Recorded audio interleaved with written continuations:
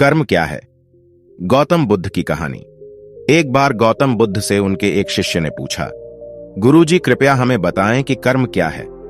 गौतम बुद्ध ने अपने शिष्य से कहा कि कर्म को समझने के लिए मैं तुम्हें एक कहानी सुनाता हूं। इस कहानी से तुम समझ जाओगे कि कर्म क्या है। बुलंद शहर का राजा घोड़े पर बैठकर अपने राज्य का भ्रमण कर रहा था। चारों तरफ भ्रमण करने के बाद वह एक दुकान के सामने आकर रुक गया। रुकने के बाद राजा ने अपने मंत्री से कहा कि मंत्री जी, मालूम नहीं क्यों, लेकिन लगता है कि इस दुकानदार के लिए कल ही फांसी की सजा सुना दूं, इसे मृत्युदंड दे दूं।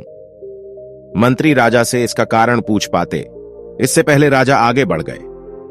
मंत्री ने इस बात का कारण पता करने के लिए अगली सुबह भेष बदली और आम जनता का रूप लेकर दुकानदार के पास जा पहुंचा।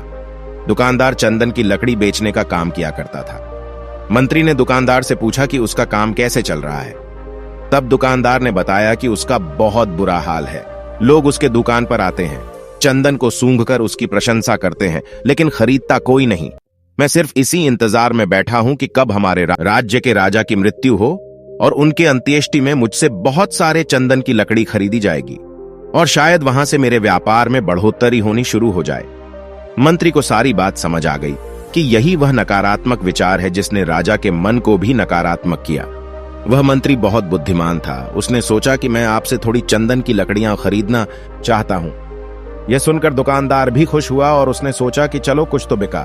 उसने चंदन की लकड़ी को कागज से लपेटा और अच्छी तरह पैकिंग करके वह लकड़ी मंत्री को दी। मंत्री अगली सुबह चंदन की लकड़ी लेकर राजा के दरबार में पहुंचे और राजा से कहा कि महाराज, वह जो दुकानदार है उसने आपके लिए तोहफे के रूप में चंदन की लकड़ी भेजी है। यह सुनते ही राजा बहुत खुश हुए और मन ही मन सोचने लगे कि मैं बेकार में उस दुकानदार के बारे में गलत बातें सोचा करता था। उसने चंदन की लकड़ी को हाथ में लिया। उसमें बहुत ही अच्छी सुगंध आ रही थी। राजा इससे बहुत ही खुश हुए और उसने दुकानदार के लिए मंत्री के हाथों सोने के सिक्के भिजवाए। उसी आम जनता का रूप लेकर मंत्री अगले दिन सोने के सिक्के के साथ दुकानदार के पास पहुंचा। दुकानदार बहुत खुश हुआ और उसने सोचा कि मैं राजा के लिए कितनी गलत बातें सोचा करता था। राजा तो बड़े ही दयालु हैं। यह कहानी जब खत्म हुई तब गौतम बुद्ध ने अपने शिष्यों से पूछा कि अब आप बताएं कि कर्म क्या है। शिष्यों ने उत्तर देते हुए कहा कि शब्द ही हमारे कर्म हैं। हम जो काम कर रहे हैं वही हमारे कर्म हैं। जो हमारी भावनाएं हैं वही हमारे कर्म हैं।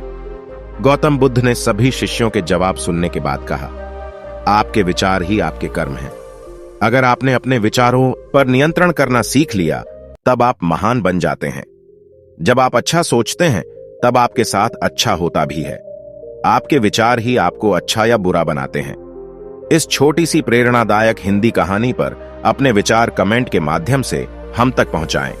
धन्यवाद दोस्तों।